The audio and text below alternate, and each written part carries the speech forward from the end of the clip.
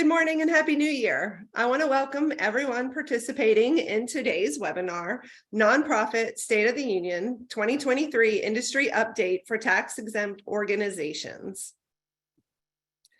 My name is Amy Boland, and I'm the partner here at GRF, as well as the director of our audit department. I will be today's session moderator. I'd like to start off today with some quick housekeeping items and explain what you will need to do to earn CPE credit.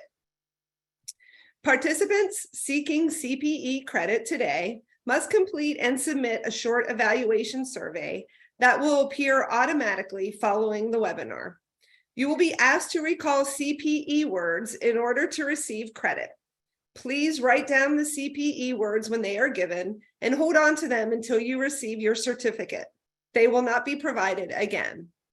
The slide deck and recording from today's discussion will be available on the event page on our website. As you can see, we have an all-star lineup of GRF's nonprofit audit, tax, and risk experts here today as we explore the outlook for nonprofits and associations for 2023. But first of all, I would like to congratulate GRF's two newest partners, Alejandra Jensen and Susan Colliday. Alejandra has worked in public accounting for 15 years and recently welcomed a new addition to her growing family. Susan found her way to GRF at the end of 2022. She brings 30+ years of experience in the nonprofit industry and an expertise for international clients and operations. Congratulations to you both. GRF is excited to welcome you both to the partner group. Shown here is the agenda for today's discussion. As you can see, we have a lot to cover, so let's jump right in. I will now turn the presentation over to Susan. Greetings, folks. Good to be here. Glad you could join us. I'm going to take you through an accounting standards update. We've got about 10 minutes to cover a lot of material, so please forgive me if I go fast through this stuff. We're going to cover 3 new standards: contributed non-financial assets, leases, and current expected credit losses. And we're going in order of implementation, just in case you didn't know that.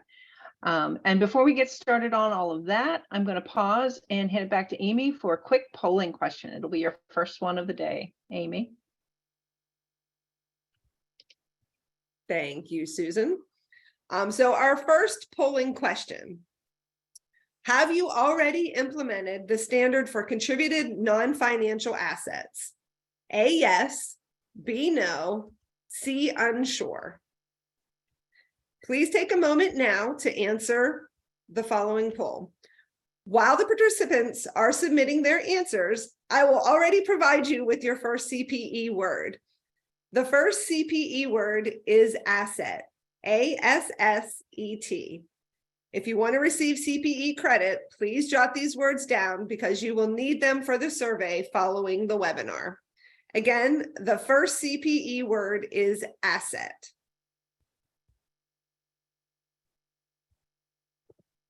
Thanks, Amy. So we've got about 31% of the folks answering yes, that they've already implemented. I guess those are the June 30s and the early implementers for 12/31 calendar years. We got about 27% answering no and 42% unsure. So I think we can move on from there. That's about what I expected to see. So contributed non-financial assets is within topic 958 for nonprofit organizations and was effective with the June 30, 2022 year ends. And what this does is it increases transparency of contributed non-financial assets through enhancements in presentation and new disclosure requirements. And it's important to remember too with this new standard that the way you're determining the amount to record is not changing. It's just presentation in the financial statements and some additional disclosures. Just as a reminder, non-financial assets include things like donated food, vaccine supplies, donated rent or facilities, donated services, and also cryptocurrency. Non-financial assets do not include donated stocks because those are considered to be financial assets. So contributed non-financial assets must must be presented as a separate line item in the statement of activities, which is separate from contributions. So if you were grouping your in-kind contributions together with your cash contributions before, for financial statement purposes, you now must break it out. And then also there's some additional disclosures that you must include in your footnotes related to in-kind contributions. So summarizing the different types of in-kind and their amounts, describe the programs that benefited from those contributions, and disclose the existence of donor restrictions if there are any, describe how the fair value was determined, and also disclose whether or not the contributed non-financial assets were monetized through sale. A big example of that is when you have a thrift store and you have donated goods coming in and then you're selling those donated goods, so you're monetizing it. I think that's it for contributed non-financial assets, a quick overview. And now we're going to dive into leases, which is the second standard that's new this year, especially for December 31 year ends. This is your final extension on implementing this new standard. So effective January 1, 2022 is the implementation date. So you need to determine your net present value of your lease liability and your right of use asset as of the beginning of your calendar year. So January 1. It's a complicated new standard. There's a lot of ASUs here. I'm not going to go into a deep dive, but I'm going to try to cover it at a high level. Accounting for lessors is not changing significantly, so I'm going to focus on lessees. So those folks who are renting and not renting out space. GRF's website has a resource center for the new lease standard, which has a great deal of information, including a webinar that does do a deep dive on leases. So there's a link in the slide deck when you get there. When you get the slide deck, you can see that. And check out the webinar and get more information. So you have to be careful when you're implementing this new standard. If you have any leases with built-in renewal options, and also watch out for embedded leases and technology contracts, because that could trip you up a little bit. It's important to decide on your accounting policies and practical expedience that you're going to use before you implement the new standard. First off, pick a transition method. There's two methods. You can either implement the earliest comparable period if you're presenting comparable financial statements, or you can use the alternative modified retrospective method. I think that's the easier method, because then you're only doing it in the current year and your prior year is still the same as it was before. And then choose a discount rate. And then once you pick a rate, you don't change it. So that's a nice thing. Unless there's a lease modification, then that's when you would change the rate. So these are important decisions to make before you do any calculations on the lease liability. There are a couple of different kinds of in discount rates: the implicit rate, the IBR, and the risk-free rate. The implicit rate is going to be difficult to determine, so the standard allows you to use the incremental borrowing rate, which is what IBR stands for. And that's something you're going to need to get from a banker, because the IBR is going to need to kind of track against what you would pay a bank to borrow on a collateralized basis over the same term, an amount equal to the total lease payments. So each lease would have a different IBR unless the lease terms are exactly the same. Nonprofits also have the option to use a risk-free rate as a practical expedient, which is kind of nice, because then you don't have to go to a banker and ask them for a rate. But the one thing to note about that is if you use the risk-free rate, your lease liability might end up being a little bigger than it would be if you use the IBR. So depending on your situation, it might be good to do a little research with a banker on the IBR so you can get a lower liability.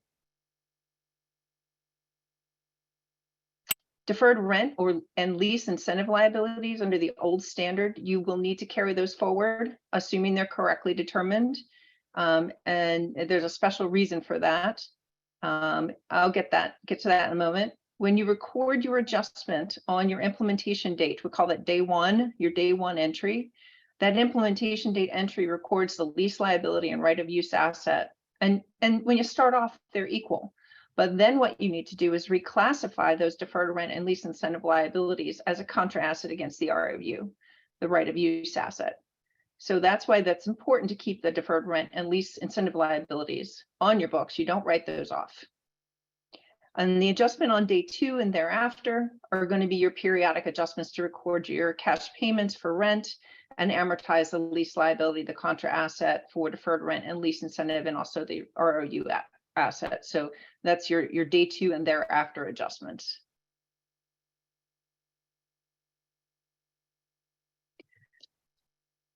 So now we are on current expected credit losses, which is the third standard, and this one is required to be implemented for calendar year ends in 2023. So not quite yet, but it's a future standard that's coming at you, so you can plan to implement this new standard.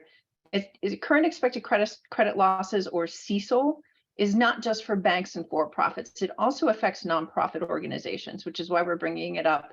Your exchange transaction revenue that's recorded under topic 606 is going to require, if you have any receivables related to that revenue, you're going to have to record an allowance now. You're not going to be able to say, I do direct write-off, or my receivables are all collectible. There is going to be a requirement to record an allowance now. So that's going to be new. And, you know, your allowance is going to be based on your past experience plus current conditions, plus or minus a forecast of future conditions. So there's going to have to be an allowance. That's the bad news. All right, we're almost there, Amy. One more here. Under CECL, credit impairment is recognized as an allowance for credit losses. We used to call it an allowance for doubtful accounts. So every 606 exchange transaction will have to have an allowance. No threshold for recognition. And even if you have assets with a low expected risk of loss, you have to have an allowance. So it's important to note that at the end of the day, you've got to have an allowance there.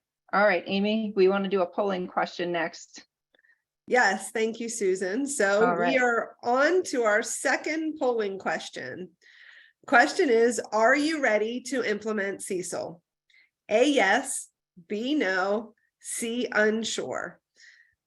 Please take a moment now to answer. And while the participants are submitting their answers, I will provide the second CPE word. The second CPE word is credit, C-R-E-D-I-T. If you want to receive CPE credit, please jot down these words because you will need them for the survey following the webinar. Again, the second CPE word is credit.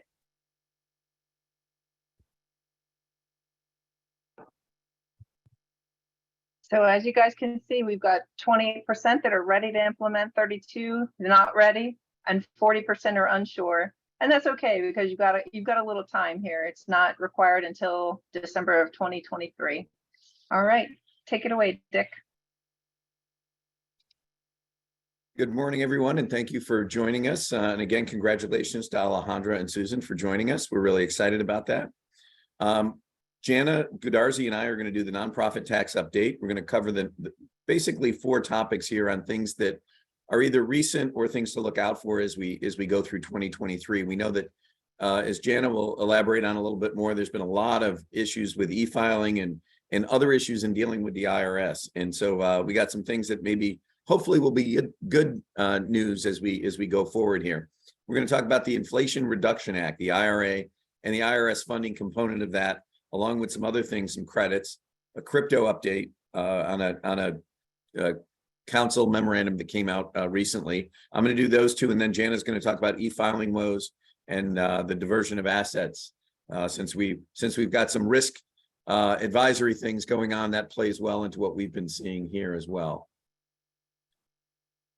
So in looking at the Inflation Reduction Act, big component, and you've heard a lot about this in the news for lots of reasons, is the IRS funding increase, $80 billion over 10 years.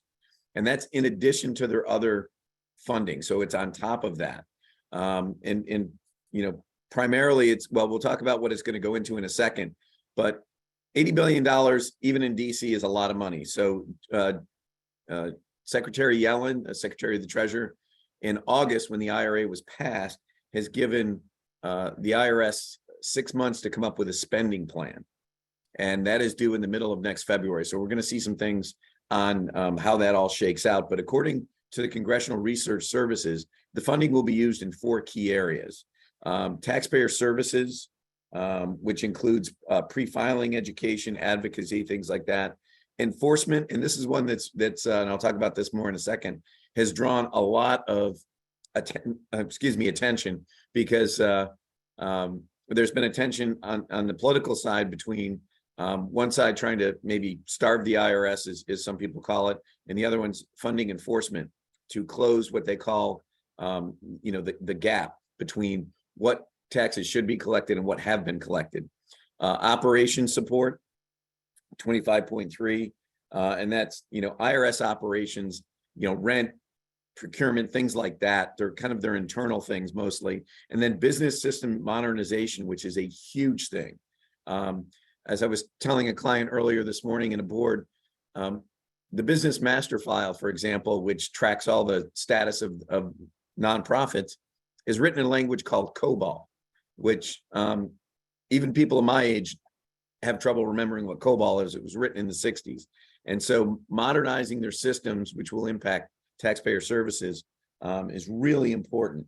So the question I have down there that it was kind of rhetorical when I wrote it, will Republican House funding impact the funding? Because as you know, in the November elections, the Republicans gained the majority back in the House. Well, the House has already passed a bill to cut the $80 billion of funding down to basically,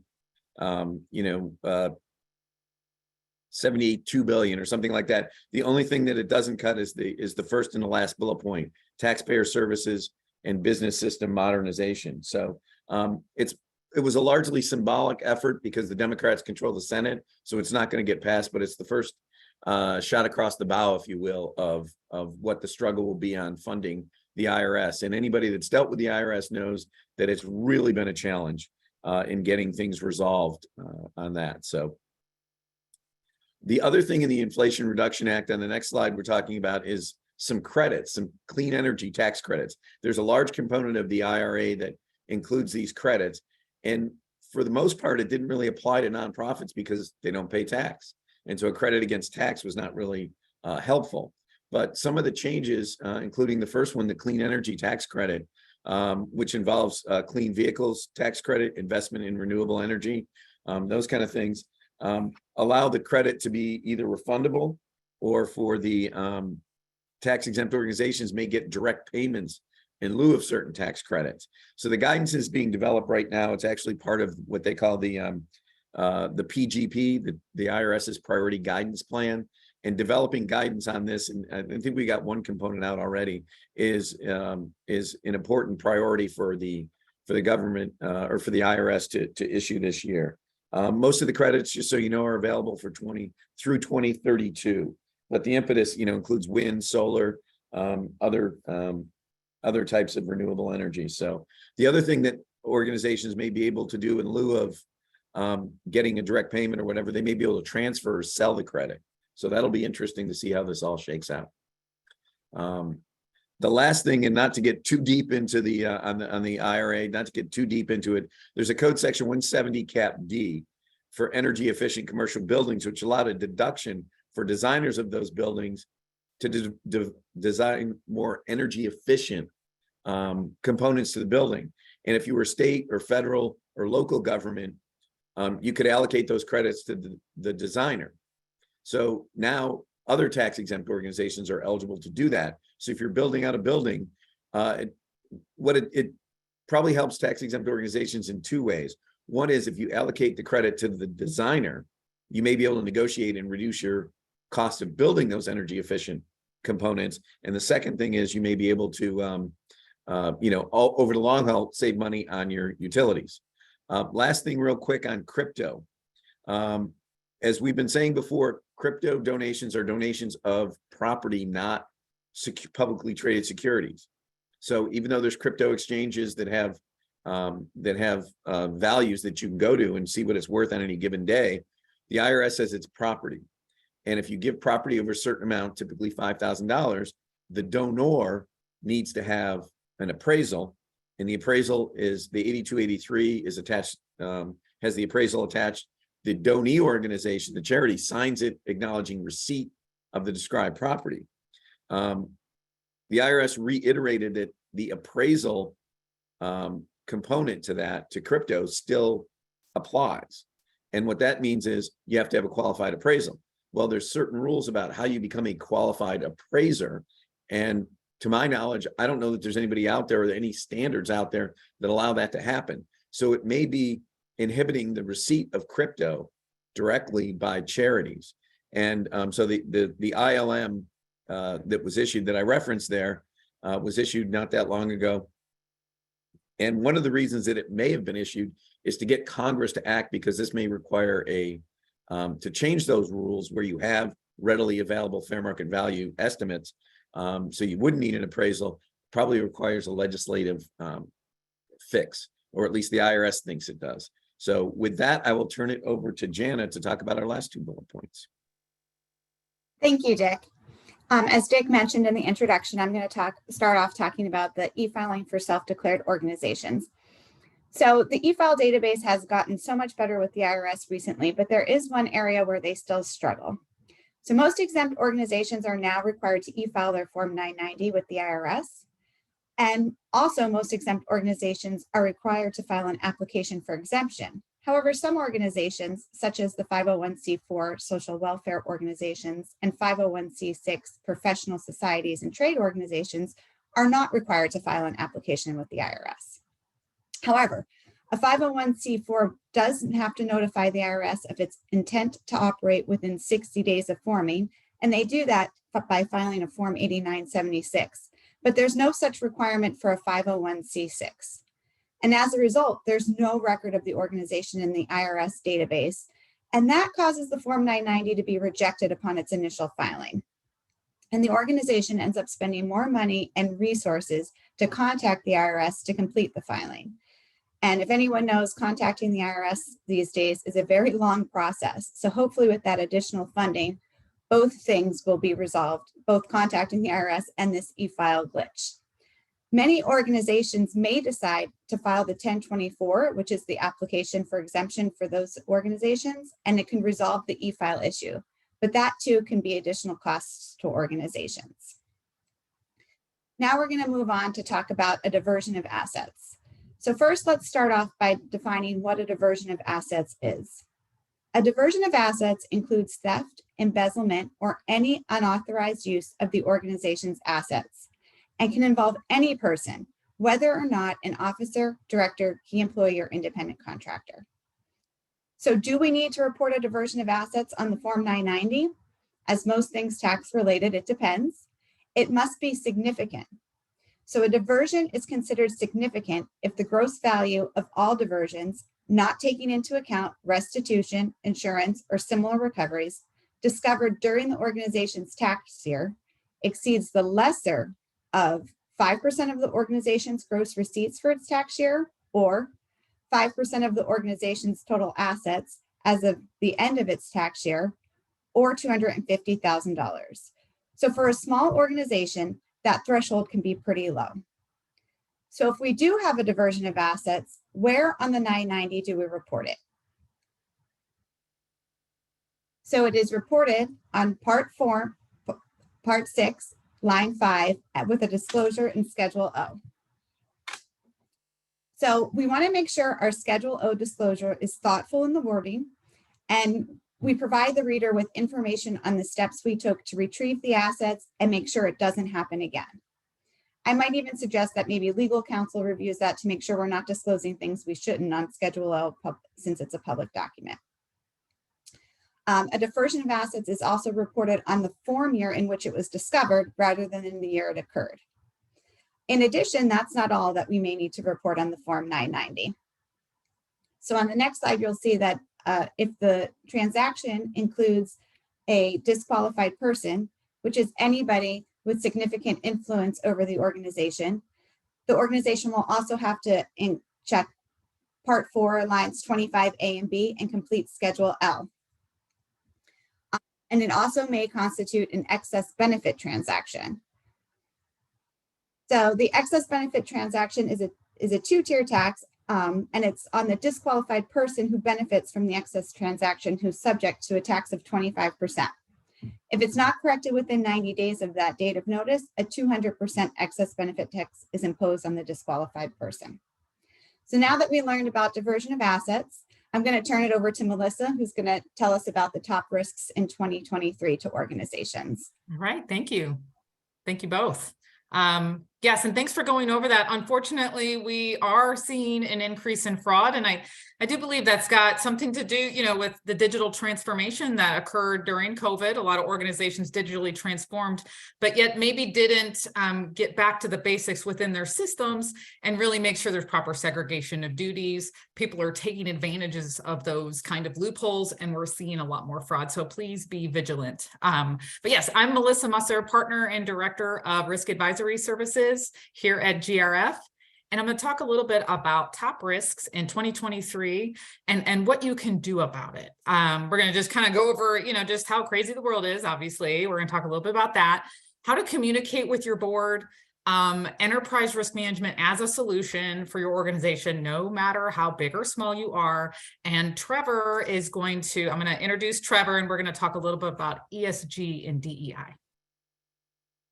So obviously, hey, Trevor, obviously the world is crazy, right? There's just a lot going on. And, but you know, what's interesting is if I were to ask your board, what are your top 3 to 5 risks? You know, maybe I ask somebody and they say one thing, and then I ask another board member, maybe they say something else. I ask management, they say something else. So what we really need to do is work on getting some consensus. And that's not always easy to do, but that's something that enterprise risk management can help with, or at least just when you're looking at your strategic plan, think of risks in terms of your strategy. What are the biggest risks that are going to impact our organization strategy? So although cyber may be a very big risk, it may not be that big to your organization. So just remember to look at risks through the lens of your own context. So the new word for last year, you might not be so surprised, is permacrisis. So we are in a constant state of crisis. And if you're always just putting out fires, how are you really going to be able to focus on your strategy?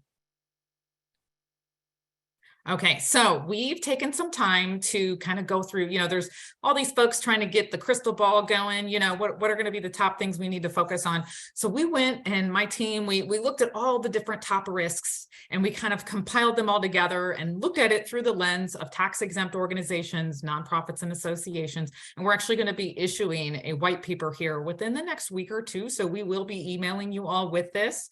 But here are some of the top themes that we were able to gather from the different crystal balls that are out there. Talent management, right? And that's probably no surprise. And also, when you think of risks, think of the inverse, the opportunity. So if you're looking at your strategic plan, is talent management part of that? Because it really should be, because with every risk, there's an opportunity to be the place that folks want to come work at, right? So there's an opportunity there.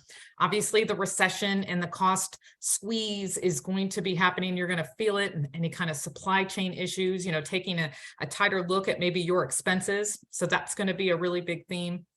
And like I talked about earlier, and how the tax folks are helping you in this, because not only is it bad enough that, you know, a fraud can happen at your organization, but then you got to report it publicly, right? And we got to figure out how to do that. So the digital transformation that's taken place and that's going to continue to happen rapidly, we're all going to be rapidly changing. And these changes are happening throughout the year. So we need to, every time you have some kind of change within your infrastructure, you need to do some sort of cybersecurity assessment and a fraud assessment, because we're really leaving the door open for some frauds and some cyber events to happen. So I strongly encourage you to have some sort of cyber program, also a fraud program in place. You may have had one. Maybe you're not looking at it as often. Sometimes I saw organizations do it every 3 years. You're going to need to do it every year.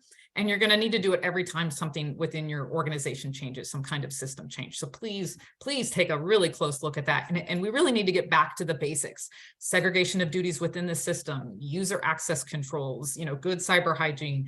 It's really actually not that complicated. We just need to get back to the basics. So happy to help you guys with that. I meant to say in the beginning, I wish I could shake all your hands. Feel free to connect with me on LinkedIn or email me. I obviously, as you can, hopefully you can tell, I love this stuff and I really want to be able to help. So feel free to reach out. Lastly, what we've been gathering is, you know, as we're in a state of permacrisis, you know, and that's not going to change. So the organization's culture needs to change to be better able to communicate and manage and escalate risks, and then maybe even seize those opportunities that could be presenting themselves. So really working to better have risk management within an organization. All right, so I wanted to point this out. I'm also the president of the DC chapter of the Institute of Internal Auditors. I love the Institute of Internal Auditors. And they had this thing called the 3 lines of defense. Well, in 2020, they revamped it and now it's just the 3 lines, right? Because we're on offense now, right? And there's so much stuff I like to talk about this and the theory of this. And I don't know if you're familiar with enterprise risk management, both those frameworks were updated in 2018, both COSO and the ISO ERM, but basically it was to say, you know, when you're doing risk management, if you're not, if strategy is not at the center, you're doing it wrong, right? And then the IIA came out with this kind of new model where you'll see in the old model, and I know it might be hard to see, but you'll notice that risk management is like the 2nd line and it's its own category. And in this new version, it's kind of commingled with management. And one of the takeaways I take there is we like to call it ERM. Everyone's a risk manager. And so sometimes you'll talk with folks and they'll say, oh, well, I don't have time for risk management. That's someone else's responsibility. No, it's not. And this is where we talk about changing the culture and having folks understand that they do need to manage risk. They need to understand the top risks of the organization and how do they escalate risks when they see it? Because just like with fraud, as we know, whistleblowers are sometimes the #1 way things get identified. You'll also notice the arrows going back and forth with the governing body. We really need to improve how we communicate to the board. It is the board's responsibility for risk oversight. So are we communicating what the organization's top risks are? What is our methodology for determining what's our top 3 risks? How have we come to that consensus? And are we talking to the board? And let's just say I went back and looked at your minutes of your board, or maybe it's your audit committee. Would I see a sufficient discussion of risks at the board level? Well, hopefully I will. And if not, that's something that we could be working on this year.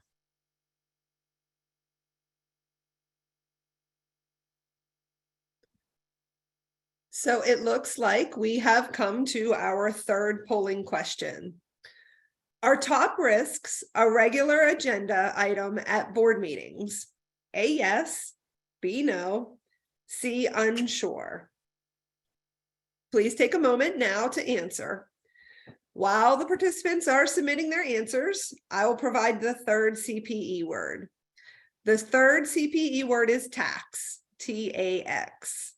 If you want to receive CPE credit, please jot these words down because you will need them for the survey following the webinar. Again, the 3rd CPE word is tax.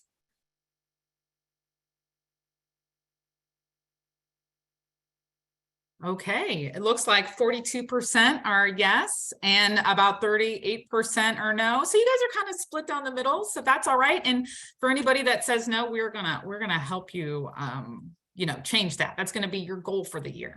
So let's see, going to the next slide. All right, so why isn't it being discussed, right? Well, you may have a dysfunctional board. You might not be alone there. They may have a reluctance to discuss strategy or risk or both. Or maybe the composition isn't correct. Maybe they don't feel comfortable talking about cyber risks or, we talk about composition, it may not be diverse enough of a board. Maybe talent management's an issue or DEI is an issue and people don't feel comfortable. Well, it is still our responsibility to bring forth those risks to the board. So whether you're on the board, please, let's try to make it agenda to ask management to be presenting that. If you're management, go out of your way and try to get this on the agenda. And I think really we should be talking about strategy at the board level. Why not just have it be part of the strategy conversation? We don't need to add something else, right? Let's just incorporate it into like what is going to keep us from achieving our goals. So we don't need to make it more complicated or add another level of complexity. Let's just ingrain it into what we're kind of already doing.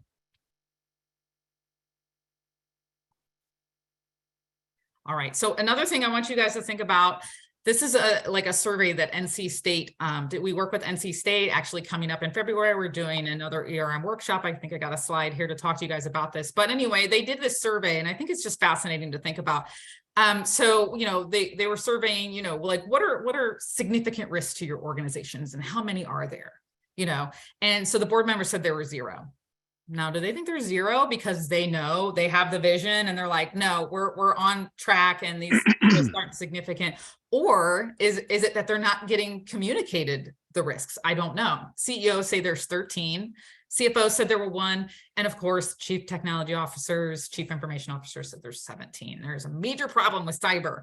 Now, when we think about what is significant to an organization, and so the cybersecurity folks like, yes, this is significant to my job, but is cyber significant to the mission of the organization, to the actual, like, their objectives? So for example, some organizations can go down for a month.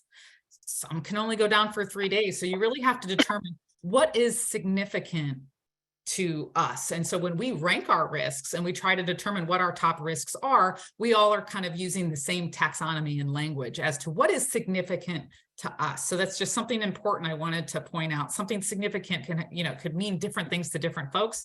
The organization should come out with a guide as to what's significant national media coverage. How many days down can you go? What are the different elements that we would consider significant to us? All right, so again, just wanted to remind you all, the enterprise risk management process, not just the risk management, but enterprise risk management starts at strategy and your objectives. Then you go down and you identify, then you assess it, like I just talked about, through, the likelihood and impact of something. And you really need to define what is significant to your organization so that truly significant things pop out. Then you come up with a risk response, whether you're going to monitor and what you're going to do, and then how you're going to communicate that up through the board. I strongly suggest you identify at least 3 to 5 and start to work on communicating that up with your board. So, start kind of small and just figure out what your top 3 to 5 risks are for the year. And talent management is probably going to be one of them, along with cybersecurity and fraud, based on what we're kind of seeing right now.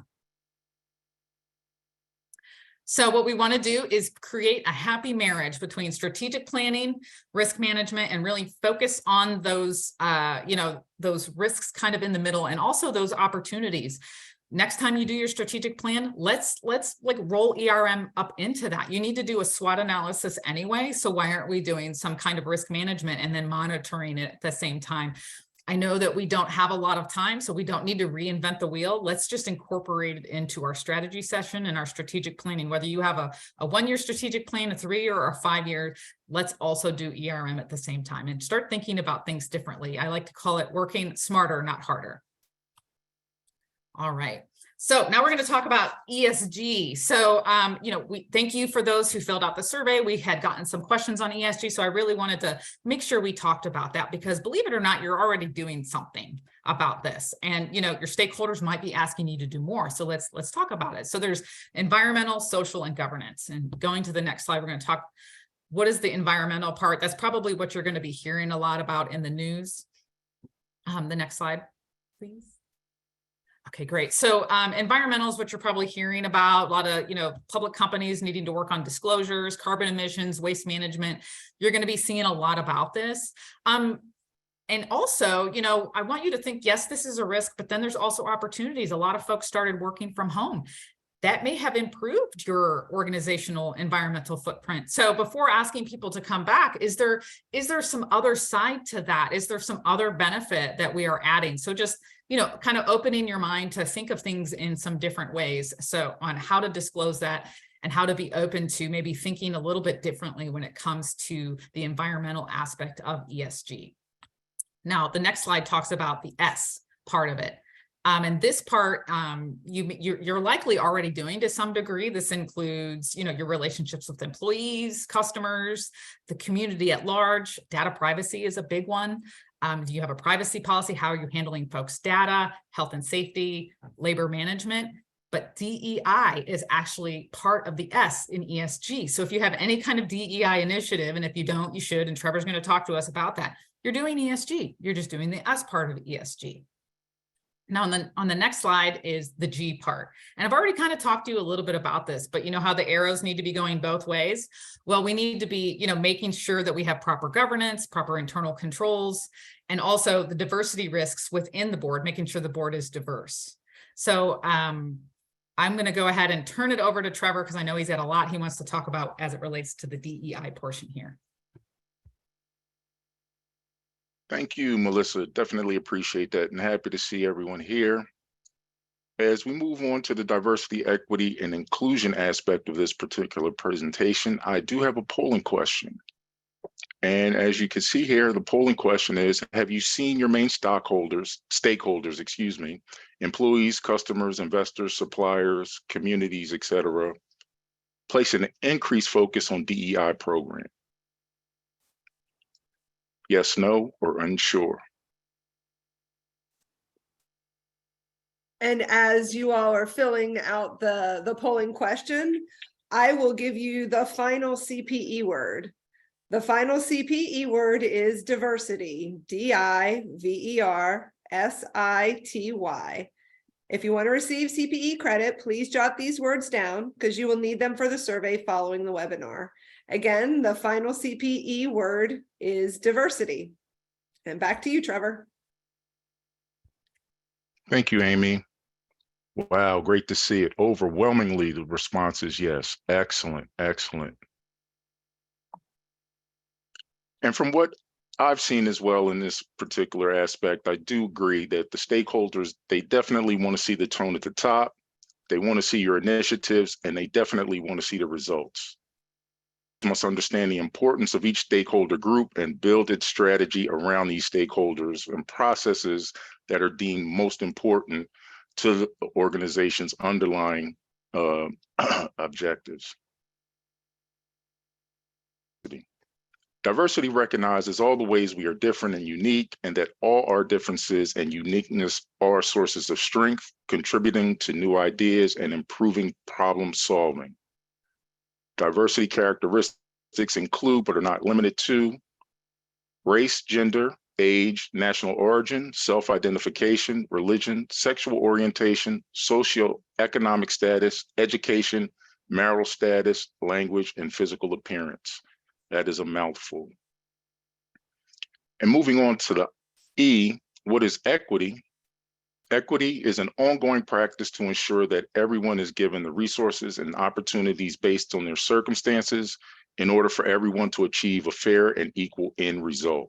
Equity takes into account people's experiences with privilege and oppression and how those factors have influenced their lived experiences and opportunities. And last but certainly not least, definition of inclusion.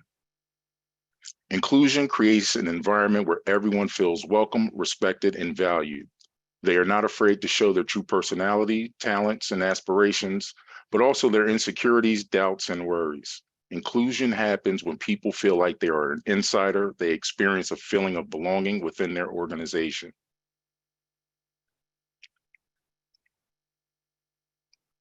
So what is the, one thing I just wanted to point out to you all is that DEI has evolved from a focus of compliance to really a strategic level effort with demonstrated positive aspect on your organization's performance.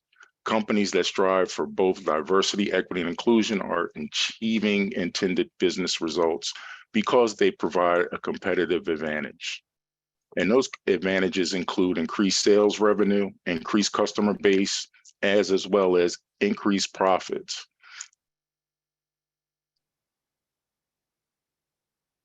Burnout and diversity tax. These two concepts are actually not new, but I just wanted to share with you because they are definitely very prevalent to those in our marginalized societies.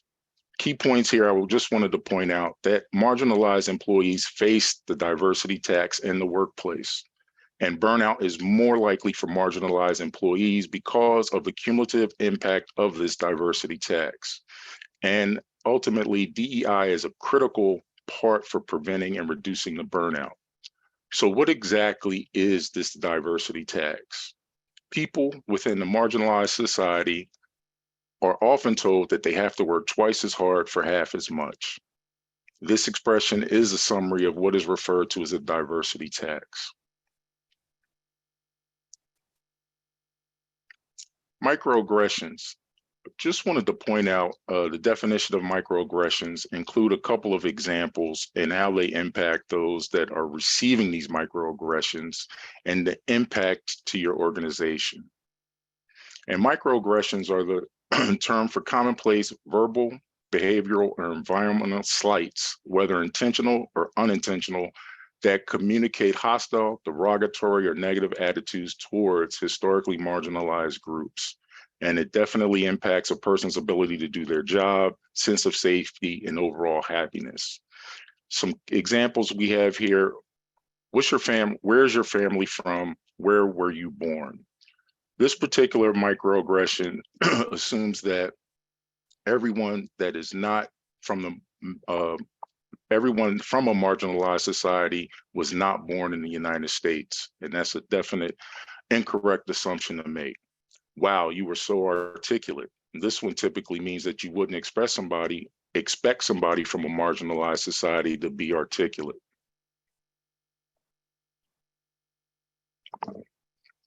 Numbers and risk. The data indicates that employees who are not carrying that emotional tax burden may become disenchanted with their organization's intolerance for diverse points of views and will subsequently leave, as confirmed by 72% of the respondents surveyed. I wanted to provide some stats from some claims reported by the EEOC. As you can see, these numbers are quite significant.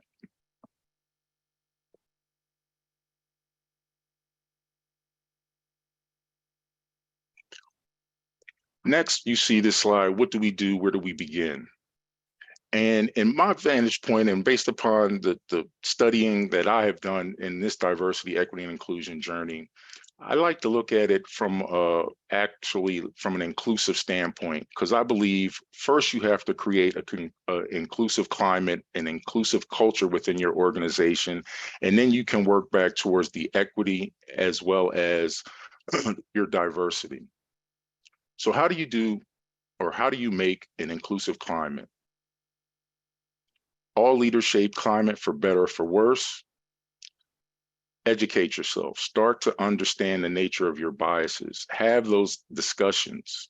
Look for ways to immerse yourself in others' cultures. Reflect on your habits, work, policies, procedures, as well as the biases that might be in all of them. Hold yourself accountable, and most importantly, hold others accountable. If you see something, say something. Can't stress that enough. Before I turn it over, just wanted to point out one other thing that I just had some thoughts about just this morning as it pertains to equity as well as diversity. And one of the things that I just wanted to point out very, very briefly is, in order to create a more diverse workplace, the first thing you need to do is take a look at your company. How is it composed, and what is the culture? A good way to approach this is to compare your company's racial, ethnic, and gender makeup to that of the local community. The community can give you a target for the diverse demographics your company should try to achieve. Second thing I want to share is that you need to evaluate the executive's diversity. Look at how diverse the executives, managers, supervisors are within your organization. A powerful way to show just how your company values diversity is to demonstrate this diversity at all levels of hiring. Diversity at the highest levels of a company can signify to diverse candidates that your company is serious about its efforts. Next, I just want to add that you need to diversify all project teams. When selecting employees to work on certain projects, make sure you are selecting employees of different ages, races, and genders.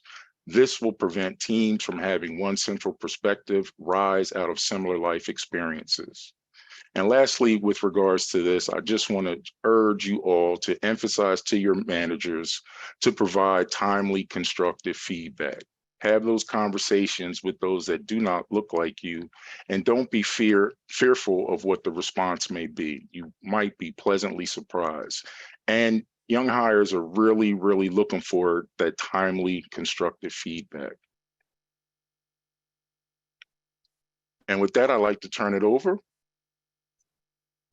Thank you, Trevor. Great job.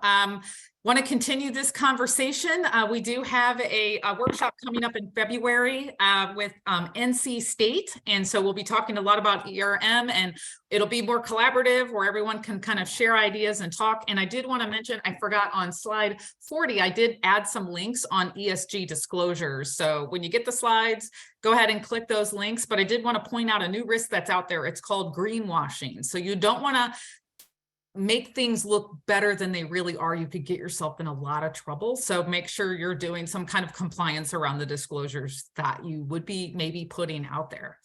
But for now, let's get into this fireside chat I'm very excited about. So Alejandra, take us away. Thank you so much, Melissa, and thank you everyone for joining us today. I have the pleasure of having Rhonda Gold, Chief Financial Officer of America's Essential Hospitals, here to discuss her views and experiences in successfully completing remote audits with GRF for the last several years. A little bit of background on Rhonda. She has been with America's Essential Hospitals since 1992. She has more than 30 years of accounting experience and is a certified public accountant. Her primary responsibilities include providing oversight and managing all finance, information technology, human resources, and operational functions of America's Essential Hospitals and the Institute. Welcome, Rhonda. How are you today? I'm good, Alejandra. Thank you. Wonderful. So we're just going to go ahead and dive into the questions on the next slide. That'll kind of gear us into some of the hot topics around audit preparation and some advice as well from our perspective as the auditors, and then obviously the auditees' perspectives. So Rhonda, what are some of the things that you and your team do to prepare for your audits? And if you could also provide insight into the makeup and composition of your finance department, that would be great. Sure. Thank you. So I do have a team member on, I think she's participating in this as well.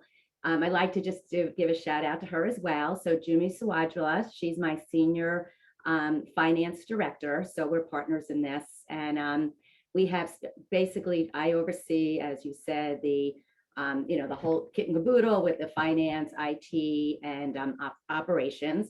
Within the finance team, we have myself, we have Jumi, I have a, sorry, someone's coming in right now. I have a manager, an accounting manager, and we have a staff accountant as well. So on the payroll side, we also have our senior HR director, and I have a payroll administrator, and then I have our kind of receptionist who helps out in some of the day-to-day responsibilities as well, and an IT director. So we've got a whole bunch of folks. And in terms of, I guess, your first question, what do we do to prepare for the audits? So first thing is that, and Alejandra, you've been on my audit many times in and out. So as you know, I really don't like any audit comment letters or audit adjustments. So real stickler for that, which means that kind of funnels down to making sure that we're very well prepped for the audit.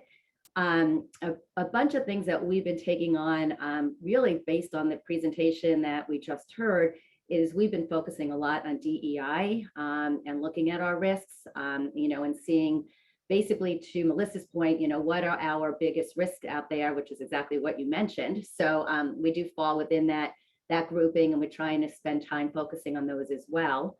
In terms of the audit, we also do have some audit prep in terms of the audit partner meeting with our audit and compliance committee.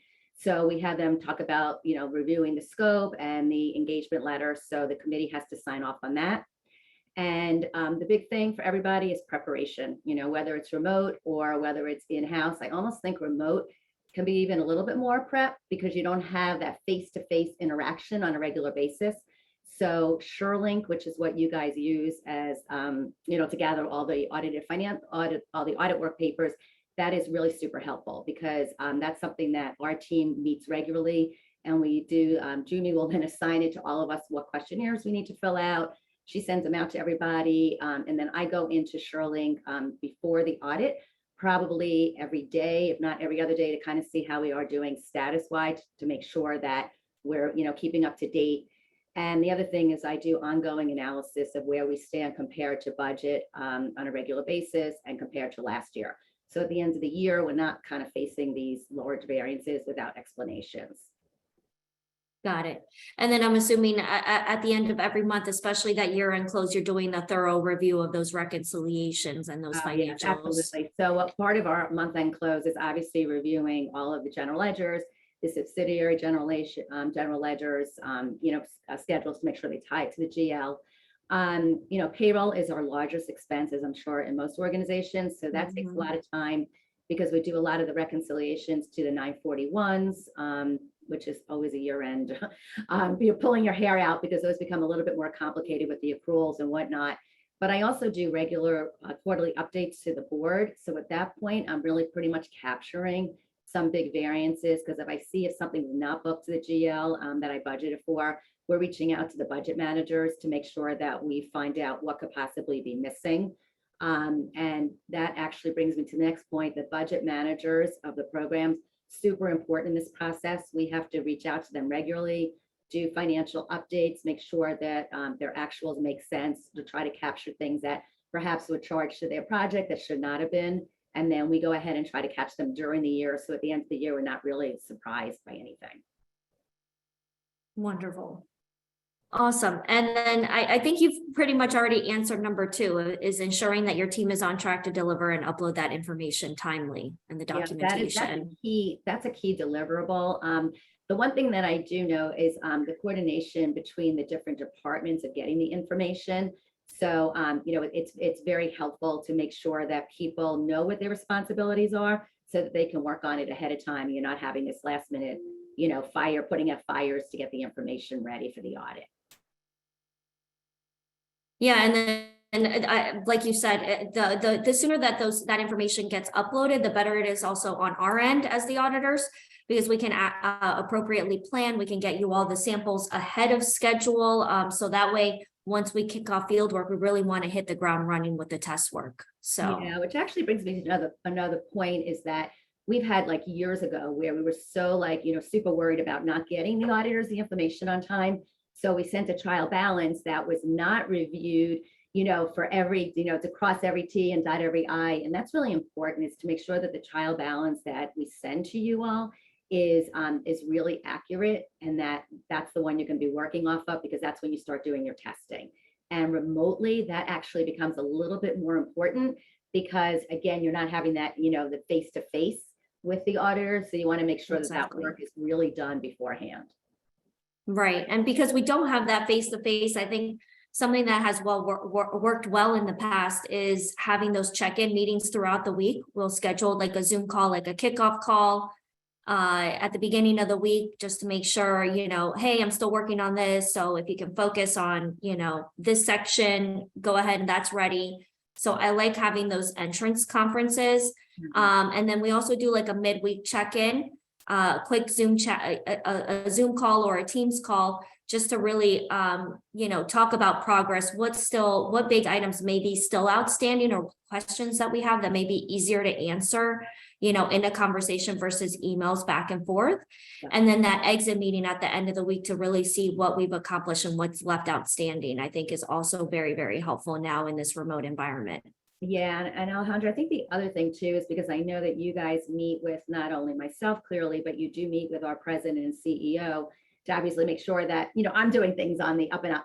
Right. So it's what I found again remotely is making sure that that's scheduled as soon as the audit is scheduled as well. So that meeting is on the books beforehand, so that we know that you can keep moving and that the field work is slated to be done within the time frame. So we really adhere very closely. If we know it's an audit field work of 1 week, we work closely towards that 1 week. Awesome. And then what systems or tools do you guys have in place that you believe are helpful in the new remote and paperless world? Yeah, this is actually a great question. So this is something that personally I've been preparing for forever. As you said, I've been the organization now 30 years. So when I think back, everything was so manual. Things are very completely different now. I was prepping for something to happen, clearly not a pandemic, but was clearly prepping to make sure that everything was cloud-based. So our team has been working on this for probably a decade, is making sure that we are prepared to turn off the lights at any given time. I kind of thought it would be something wrong with the building, not a pandemic, but we pretty much had reached that point where when the pandemic hit, we shut down and our audit was starting the following week. So that was actually, I don't know if you remember that conversation, but there was like a very big conversation. What are we going to do here?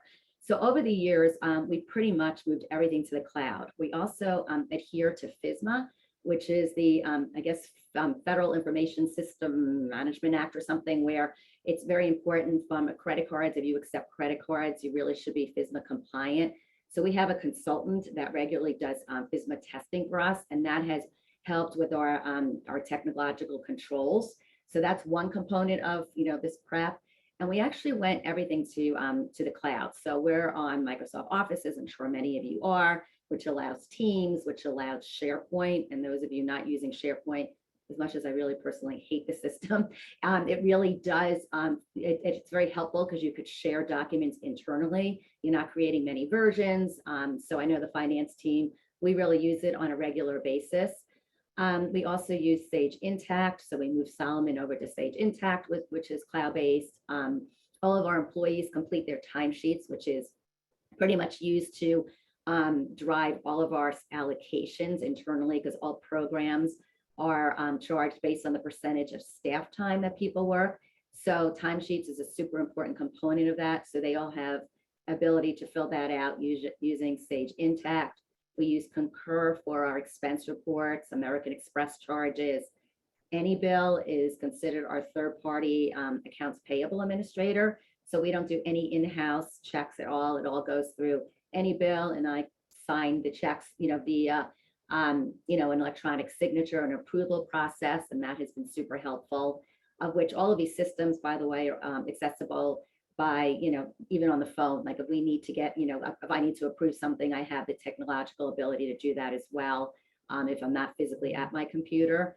We have Fontiva, which is a brand new system to use as our association management system. It's brand spanking new. We just implemented it about, 2 weeks ago. So we're still, trying to work on that, but that's our accounts receivable system. We use it now for our dues invoicing, tracking our receipts, our payments. So that it gets uploaded to Intacct as well. I implemented maybe 2 years ago Martis, which is a cloud-based budgeting tool. I researched this over the years and finally found a system that I'm super happy with. It's very user-friendly. Our budget managers love it. They do all of their budgets now via Martis. No more of these Excel spreadsheets going back and forth, having footing problems, having problems getting approved. There was no approval process using Excel. So Martis has been just fantastic, and they come up with. I feel like I'm like putting in a plug for them because I love them so much. But I work very closely with them because they're really coming up with a lot of enhancements, even for financial reporting. We use, as I said, SharePoint. And the one thing I have to admit is that sadly, we are still using Excel for our grant tracking. We have a lot of external funders who give us grants. We're still on Excel. Jumi and I just met yesterday. There's definitely still remains problems with these Excel spreadsheets. And I have not yet found a system that can really track multi-year budgets for grants with rollovers, and it's very complicated. So that's my next line of business, is to figure out how to automate that. So I would say going cloud is just probably the key component of this whole process. Yeah, I agree. And so thank you so much for sharing. I actually get a lot of questions from clients on those budgeting tools. And I think somebody just was asking the name. It's called Martis, M-A-U-S, Martis.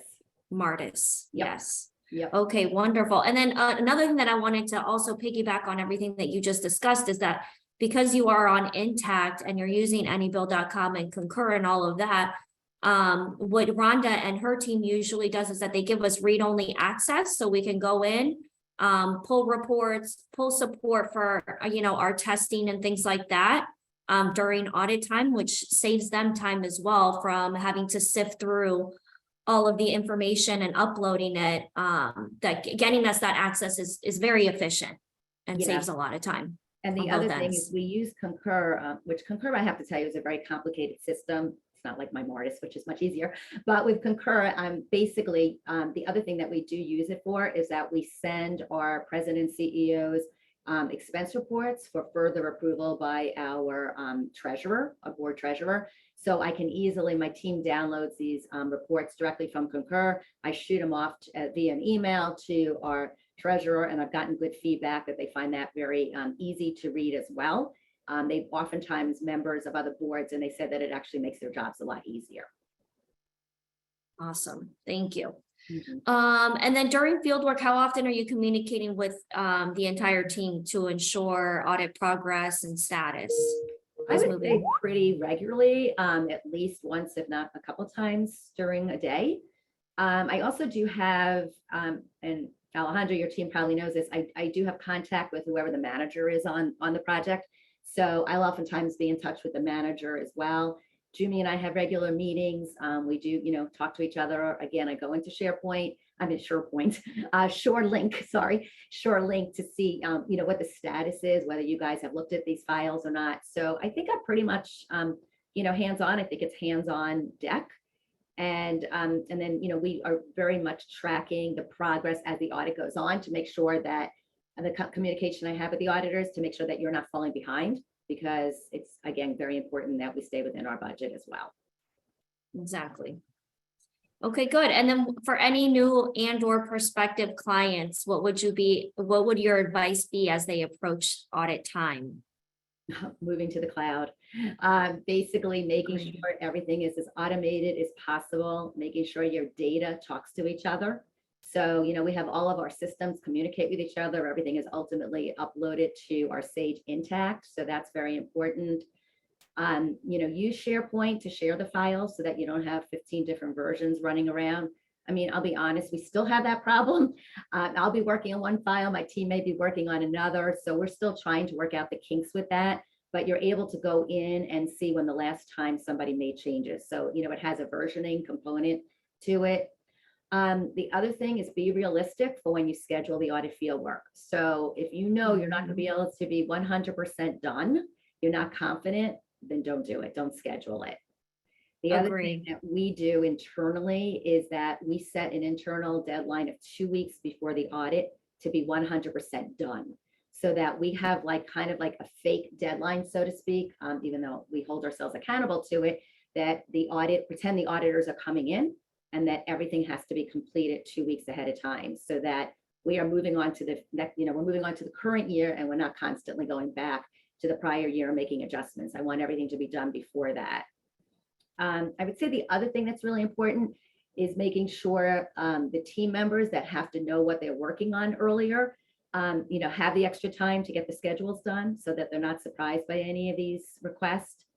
And then make sure one thing that I've learned through the years, be really patient with the new auditors. So when you have these new staff auditors coming out that they really are not experienced, be patient with them. We've all been, in their shoes. Having a daughter that's been in that, I've seen her kind of beaten up by the clients. So I think I personally have an interest in that and making sure that we kind of teach them as they go along, so that you don't want to turn, these newbies away from the audit field or from accounting. And I think that's just, a challenge for our profession in general. So that's something I think is super important too. I agree, and I mirror everything on the advice that you said about being realistic with the scheduling, making sure that you have everything ready and that you're holding yourself accountable, because it does set everybody else back on our side too as well, because we have it scheduled, we have the staff available. So if you're not 100% ready by that date, it just kind of sets everybody back. And then you have that issue of, okay, we're starting the audit now, we have to stop, then we have to pick it up again and then stop again. So it just becomes very, very inefficient and, more time consuming as well, which would drive up your audit fee. So again, being realistic is very, very important. Yeah. All right, last quick question before we turn it over to the Q&A. What challenges do you see for your organization?